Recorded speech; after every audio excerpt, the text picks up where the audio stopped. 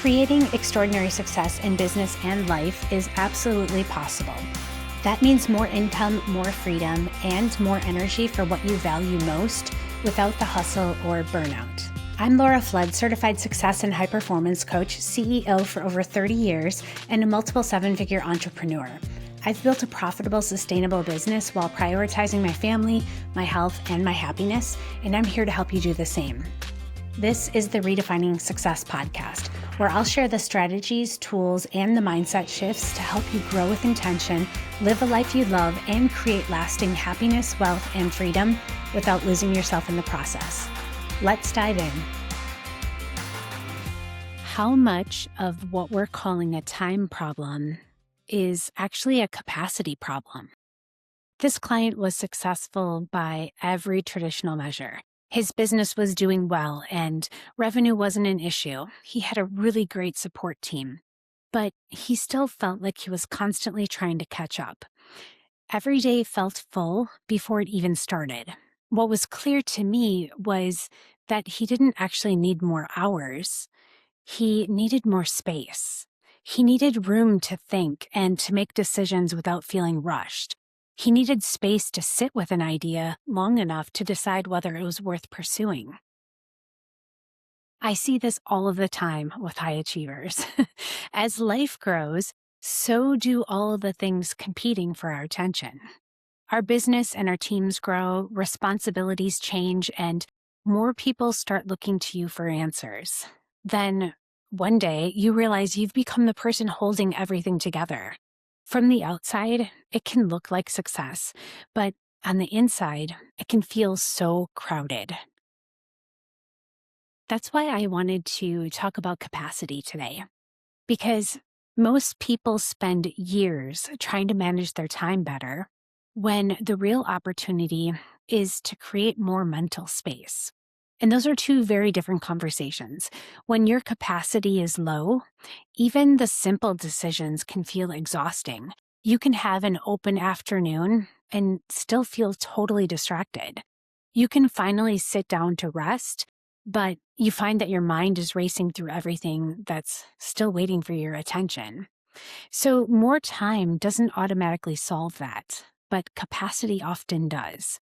So today, I want to explore why capacity matters, what quietly drains it, and how creating more of it can change the way you experience both your business and your life. One of the reasons capacity can be so difficult to recognize is that most of us don't lose it all at once. If you woke up tomorrow carrying twice as much responsibility as you have today, you would notice immediately. You would make changes and start asking for help. You would probably remove things from your plate pretty quickly. But life doesn't usually work that way. Most of the changes that shape our days happen gradually. We get a new client and all of a sudden have a bigger team, or our family commitments grow along with all of those never-ending activities. A project that was supposed to be temporary has now become a permanent role and who you've become known for. None of those things feel like a big deal in the moment. A new responsibility gets added or a commitment stays on your calendar. Someone starts coming to you for help with something that you've become really good at. Life just keeps moving, so you keep moving with it. And then one day you look around and realize that you're carrying far more than you were a few years ago. And growth and accumulation, they're not always the same thing. Growth expands possibilities, but accumulation, that adds weight. And sometimes what feels like growth is really just years of responsibilities, commitments, and expectations piling up without ever being reevaluated. That's especially true for successful people. The more capable you become, the more opportunities just happen to find their way to you. People start looking to you for answers.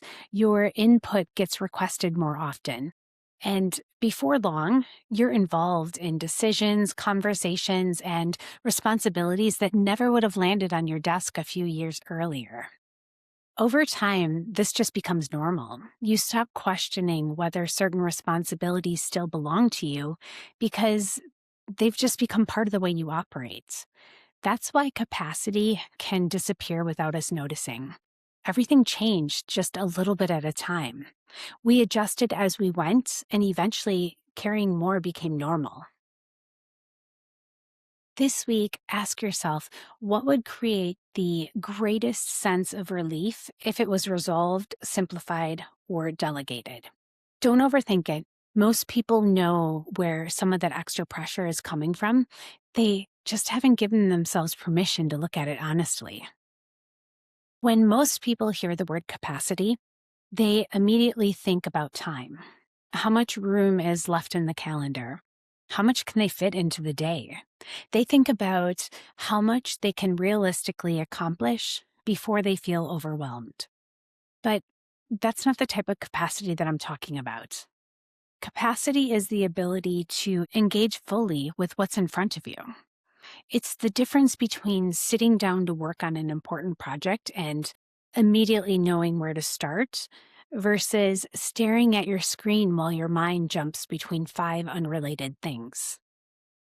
Life feels so different when your mind isn't overloaded. You have more attention for the people around you, and less energy gets consumed by all of the unresolved decisions and those unfinished mental loops. Most people don't think about capacity itself, but they notice the effects when it's running low. It's so much harder to focus, and simple decisions take longer than they should. They feel distracted during conversations, or they struggle to disconnect from work at the end of the day. Nothing feels obviously wrong. Life just starts feeling heavier than it needs to. Think about the last time that you truly unplugged on vacation. Not the first day or two, but a few days in. Something then really starts to shift. You'll notice that your mind starts to slow down and ideas come more easily. Problems that felt complicated, they suddenly seem so much simpler.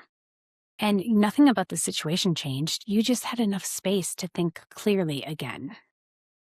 That's why two people can look at the exact same situation and experience it very differently. One person feels very overwhelmed, the other feels capable. The circumstances might be similar, but their available capacity isn't. One of the biggest shifts a high achiever can make is realizing that productivity isn't always the goal. Sometimes the goal is protecting enough capacity to be able to think clearly, to make good decisions, and to be fully present for what's in front of you. Because some of the most important moments in life, they require our attention.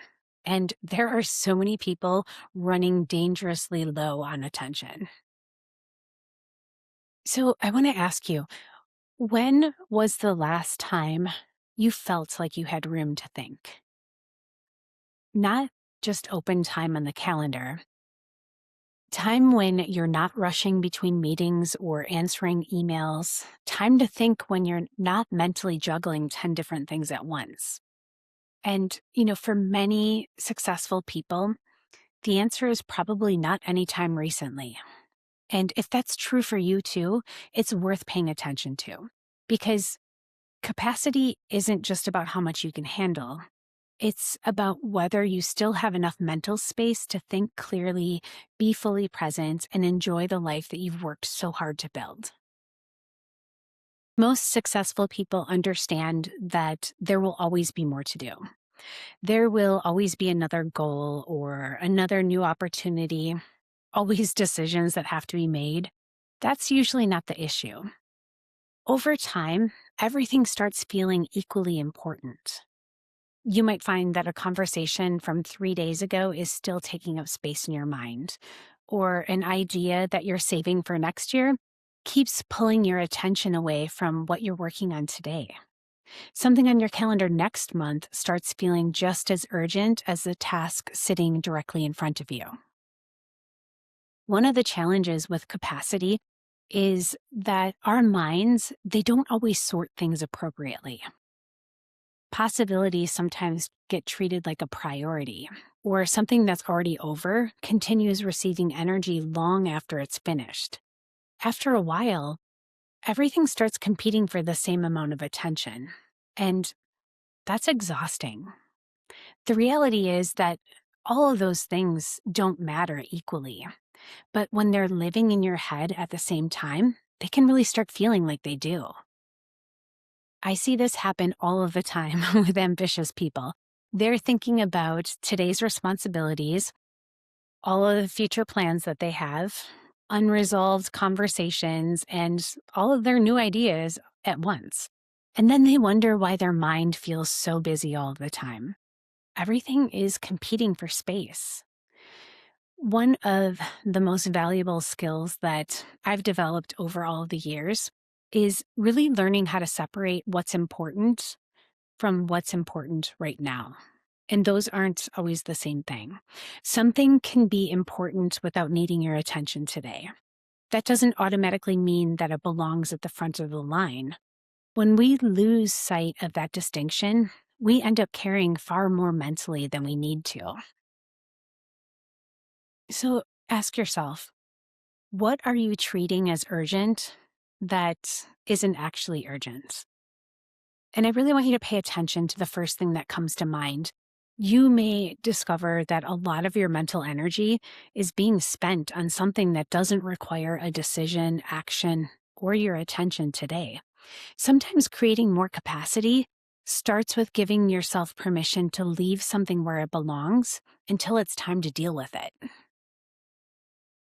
One thing that I've noticed with myself and with so many other high achievers is that a surprising amount of mental energy gets consumed every day by things that haven't been decided. It could be a project that you're thinking about starting, or a conversation that you know you need to have, or maybe you're considering a new opportunity. Sometimes it might be a decision that you've been postponing because you're hoping that the answer will become more obvious with time.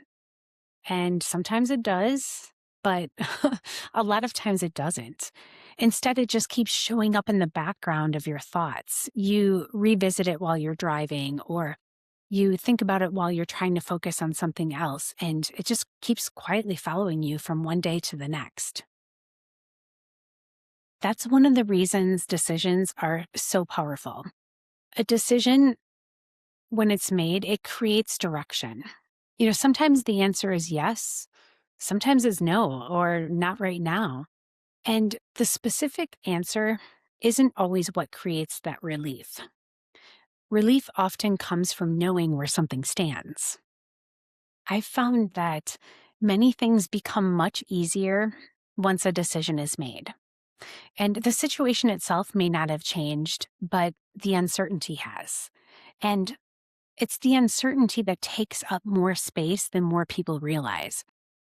Over time, I've really come to appreciate the value of deciding what deserves attention and recognizing what can wait, or letting go of what no longer belongs on the list at all. Those decisions, they create capacity. They free up attention that was spent revisiting the same question over and over again. So think about something you've been carrying mentally for a while.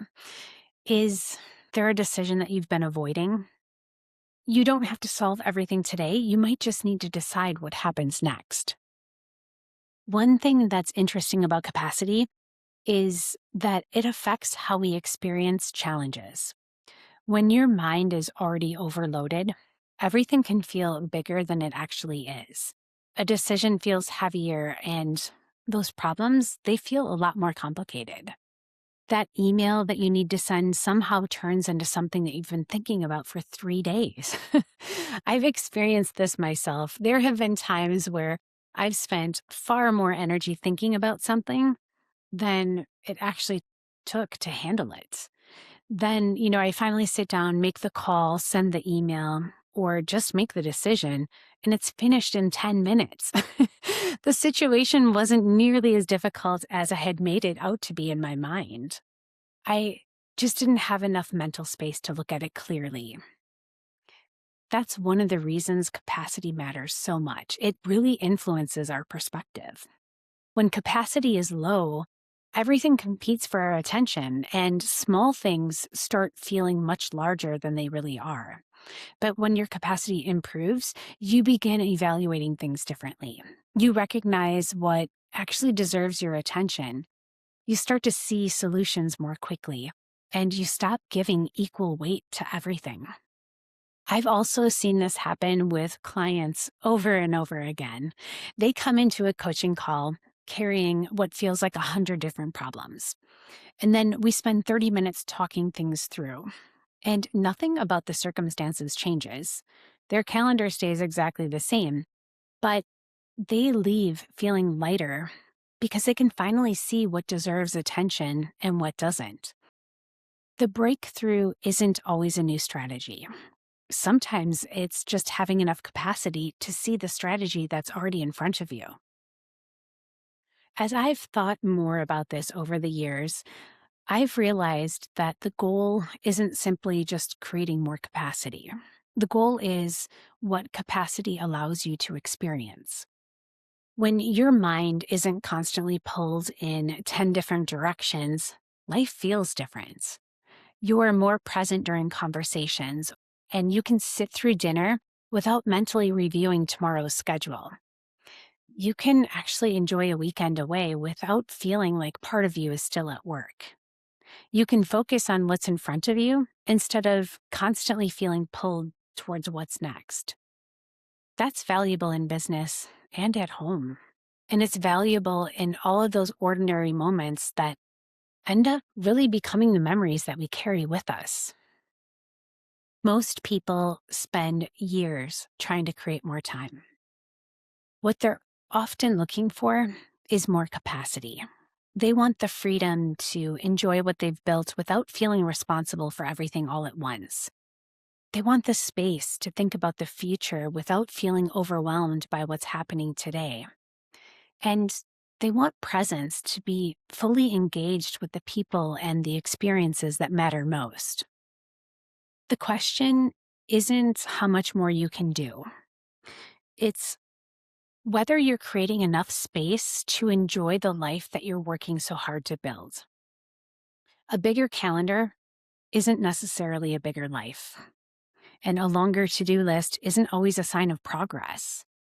The goal isn't to fill every available space.